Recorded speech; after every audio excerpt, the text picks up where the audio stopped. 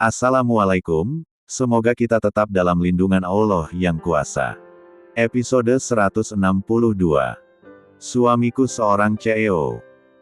Tepat jam 5 sore William dan Ines melajukan mobilnya menuju tempat Pak Ustadz Yusuf yang sebelumnya sudah Ines telpon.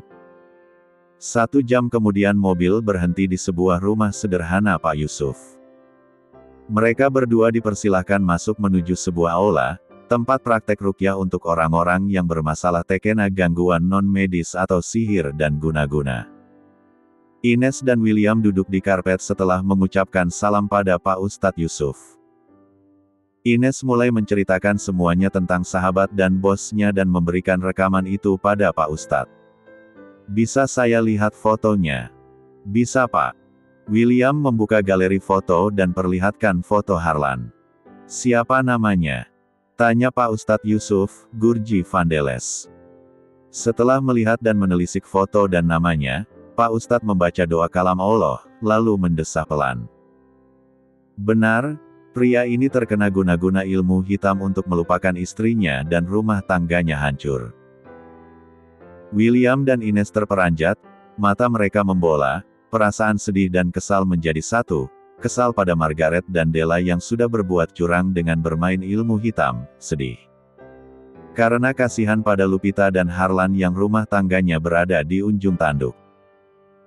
William mengepalkan tangannya kuat, D4-nya bergemuruh menahan amarah, ingin rasanya ia menghabisi wanita bernama Margaret dan Della hari ini juga. Kak, Ines yang melihat wajah suaminya berubah merah, terlihat menahan amarah. Ines mengusap punggungnya. Sabar ya Kak, semua pasti akan kembali normal. Jadi bagaimana ya Pak untuk melunturkan guna-guna itu? Tanya Ines. Saya akan berikan air doa agar guna-gunanya luntur, sebab si pelaku memakainya dari makanan dan minuman agar bos Anda melupakan orang terdekatnya dan melihatnya sangat benci. Satu lagi sepertinya ada benda yang ditanam di area kantor. Benda apa Pak? Tanya William penasaran. Sebentar saya ke dalam dulu. 15 menit menunggu, Pak Ustadz Yusuf keluar dari kamar dan memberikan botol air.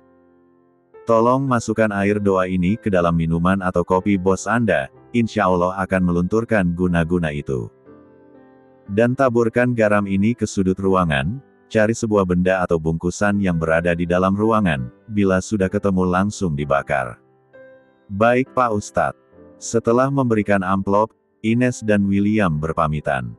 Yang lebih baik kita ke kantor sekarang dan mencari benda yang Pak Ustadz maksud.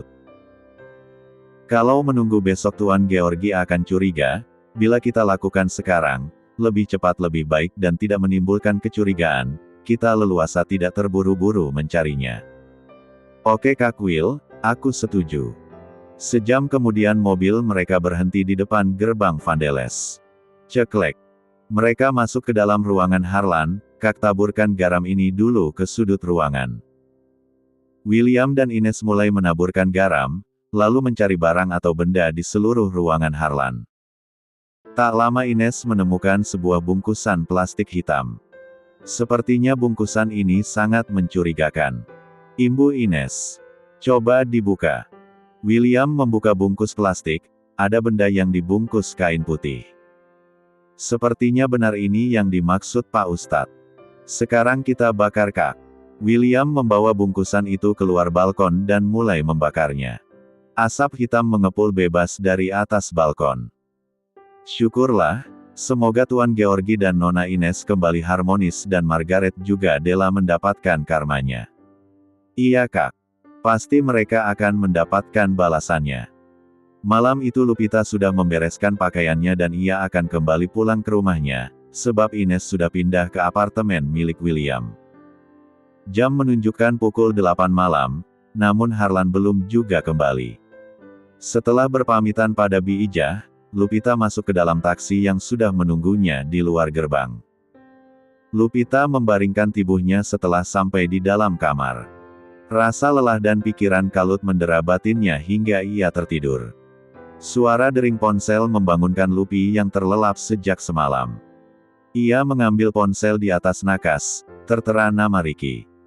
Ingin rasanya ia memaki dan marah-marah pada pria berkacamata itu. Halo, Lup. Untuk apa kau menelponku setelah kau hancurkan aku di depan suamiku? Bentak Lupi. Suamimu. Apa maksudmu Ines? Kau tahu. Georgi Vandeles itu adalah suamiku. Dan kau sudah berkhianat dengan memberikan semua desainku ke perusahaan Vandeles. Kau jahat Ricky. Kau menghancurkan hidupku. Teriak Lupi diseka isak tangisannya. Sabar Lupi, justru aku akan menjelaskan semuanya, sekarang kita harus bertemu. Tidak usah, aku muak padamu. Cetus Lupi. Lupi, beri aku kesempatan untuk menjelaskan, ada orang yang berkhianat di perusahaanku, sahabatku sendiri yang mencuri semua desain milikmu untuk menjatuhkan aku di perusahaan Vandeles, dan perusahaan Vandeles menuntut aku. Aku sedang selesaikan masalah ini. Kau tenang saja pelakunya sedang diburu. Lupi terdiam hanya terdengar suara isakan tangisnya. Nanti siang kita bertemu di kafe tempat biasa, oke? Baiklah. Siangnya Lupita bertemu dengan Ricky di sebuah kafe yang biasa mereka temui. Kenapa kau berbohong, kalau sebenarnya kau pemilik perusahaan sendiri? RWK, adalah Ricky Wardana Kusuma. Maafkan aku Ines, memang aku pemilik perusahaan itu. Bagiku kau mengetahui atau tidak kepemilikan perusahaan itu, tidaklah berpengaruh padamu bukan? Tapi yang buat aku terkejut kau adalah istri dari Gurji Vandeles. Tapi kami sedang menghadapi cobaan dalam rumah tangga, aku sudah tidak bekerja di perusahaan suamiku sendiri. Kemarin pagi aku melihat pria yang pernah kau kenalkan padaku di perusahaan Vandeles. Setelah itu aku disidang dan dipermalukan.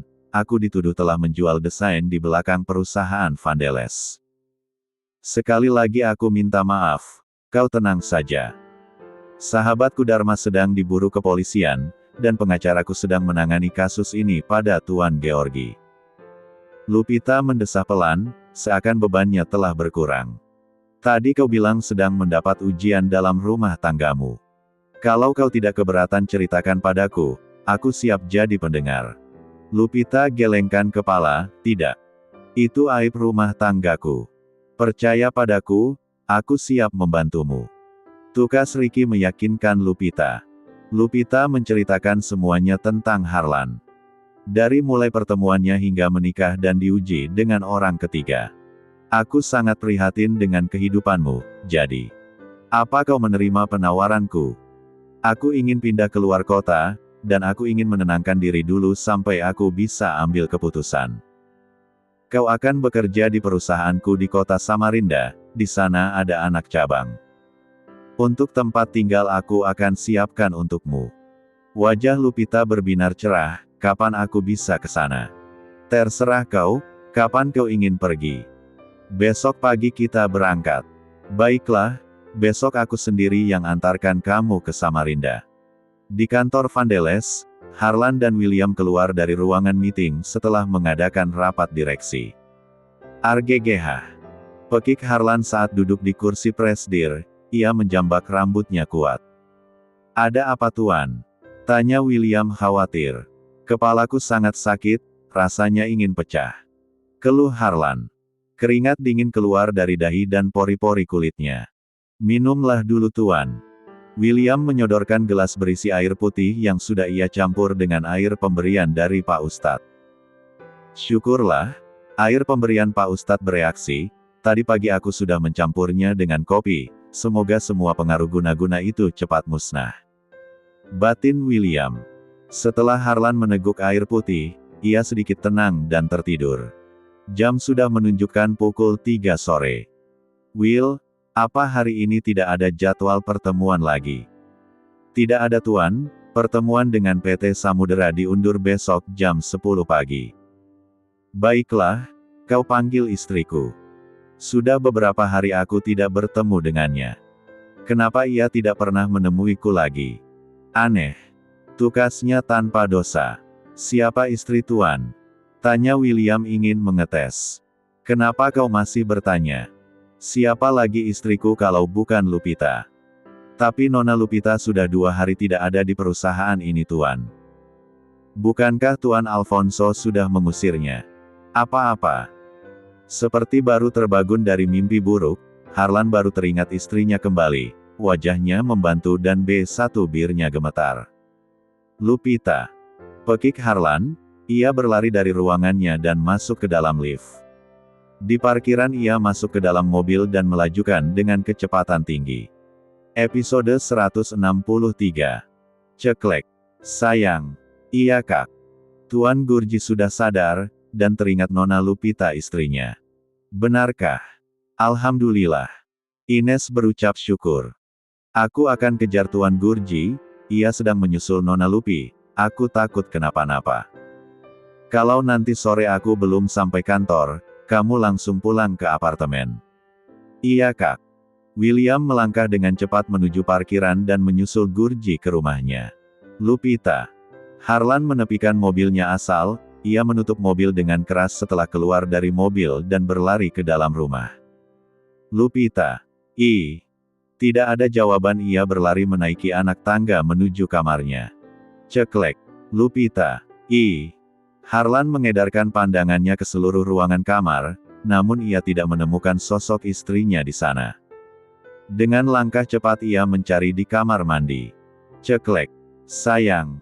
Nihil, Harlan tidak melihat sosok istrinya. Ia beralih keluar balkon, juga tidak ada. Lupita, kau berada di mana? Harlan mendesah kasar. Ruangan kerja. Harlan berjalan ke arah ruangan kerjanya walau ia tahu Lupita jarang masuk ke dalam ruangan kerjanya. Tetap tidak menemukan keberadaan istrinya. Tok, tok, tok. Siapa? Saya Tuan, Bi Ijah. Ada apa? Tanya Harlan menoleh wanita parubaya yang berdiri di ambang pintu. Anu Tuan. Ucapnya tergagap. Anu apa? Jawab yang benar. Ketus Harlan, ia sedang stres memikirkan istrinya tidak ada di rumah. Di mana istriku? Nona Lupita sudah pergi. Ucapnya dengan wajah tertunduk. Apa maksudnya? Harlan mengerutkan keningnya dan berjalan mendekati Bi Ijah. 2 hari yang lalu Nona pergi dari rumah. Kau jangan bercanda. Bentak Harlan dan ia menerobos keluar ruangan. Masuk ke dalam kamar dan membuka lemari. Alangkah terkejutnya Harlan, pakaian Lupita sudah kosong. Lupita. Kenapa kau harus pergi? Kenapa kau tinggalkan aku? Harlan berteriak sambil melempar semua benda-benda yang berada di dalam kamar. Perang! Perang! Perang! Arggggh. Harlan menjambak rambutnya frustasi. Tuan. William masuk ke dalam kamar menenangkan kondisi tuannya yang sudah berantakan. Harlan menjatuhkan dirinya ke lantai seraya menangis sesenggukan. Lupita, aku sangat mencintaimu, kenapa kau harus pergi dari hidupku, kenapa? Tuan sabarlah, semua ini tidak sepenuhnya salah Nona. Ia pergi karena sikap Tuan selama ini padanya yang sering marah, dan tidak pernah peduli dengan keadaan Nona, hingga ia putus asa dan pergi dari kehidupan Tuan. Harlan menghentikan tangisannya lalu menatap melayang pada asistennya yang selalu setia padanya. Dengan kasar Harlan menarik kerahnya. Apa maksud dari semua perkataan tajam? Saya akan ceritakan semuanya, kenapa Nona pergi dan keadaan Tuan Georgi di bawah pengaruh dan kendali seseorang. Apa maksudmu? Harlan mulai mengendurkan eratan tangannya dan melepaskan perlahan. Harlan dan William terduduk bersandar pada dinding. William mulai menceritakan semuanya dan kejadian mistik yang dialami Harlan, membenci istrinya tiba-tiba dan tidak pernah peduli dengan keadaan Lupita. Awalnya Harlan tidak percaya dengan hal berbau mistik dan guna-guna. William memberikan rekaman suara Margaret yang sedang berbicara dengan Della. William juga perlihatkan foto barang bungkusan kain putih yang ia temukan di bawah kolong meja kerjanya. Ia foto dulu sebagai bukti, lalu ia bakar benda itu, terbukti Harlan kembali sadar dan mengingat istrinya. Lupita, maafkan aku. Air mata Harlan kembali menetes, hal yang tidak pernah ia lakukan pada siapapun kecuali pada istrinya. Pastikan kalian tidak akan pernah bisa hidup tenang. Aku akan membalas perbuatan kalian berdua karena telah meracuni otakku. Seru Harlan, emosinya sudah meletup-letupan bersama dadanya bergemuruh. Harlan berdiri diikuti William. Anda mau kemana Tuan? Kita harus buat laporan ke kepolisian untuk menjebloskan mereka ke penjara. Setelah itu kita ke rumah Lupita, aku yakin ia berada di sana. Baik Tuan. Di sebuah hotel. Anda mau kemana Nona?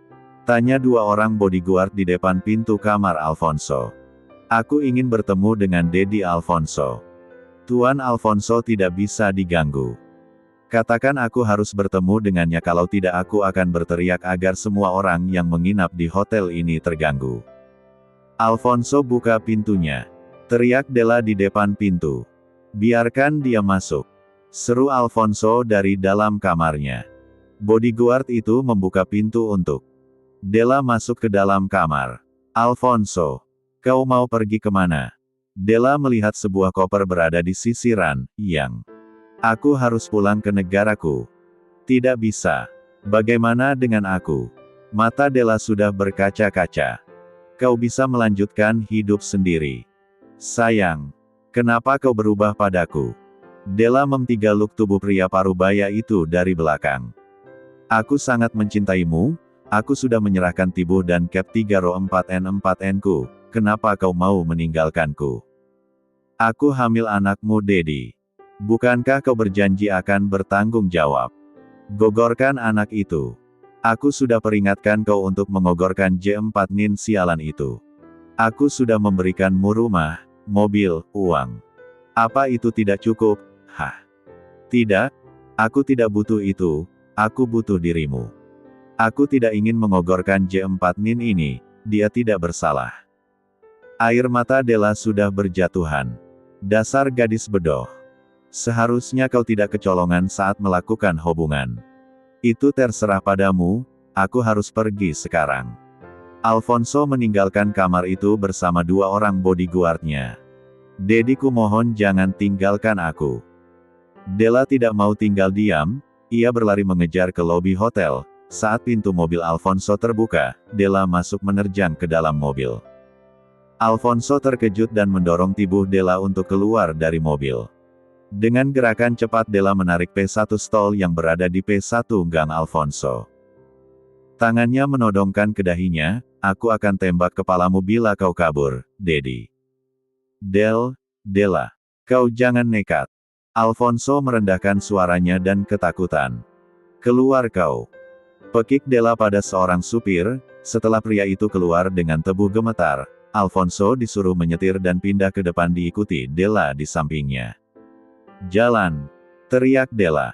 Alfonso melajukan mobilnya. Perdebatan terus terjadi di dalam mobil. Aku tidak main-main akan tembakan P1 stol ini ke keningmu, bila kau berkelit dari tidak mau bertanggung jawab. Pekik Della sudah seperti orang kesetanan. Apa maumu Della? Tukas Alfonso masih terus melajukan mobilnya dengan kecepatan tinggi. Kau nikahi aku. Anakku butuh seorang ayah. Lebih baik kau mati saja Della. Daripada aku harus menikahi wanita morohan sepertimu, kau bisa hancurkan reputasiku. Batin Alfonso menjerit. Alfonso sengaja melajukan mobilnya dengan brutal dan melebihi kecepatan normal.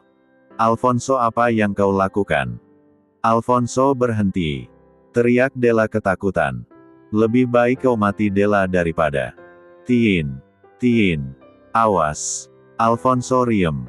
Saat melewati tikungan Alfonso tidak bisa rem mendadak karena laju mobil dengan kecepatan tinggi.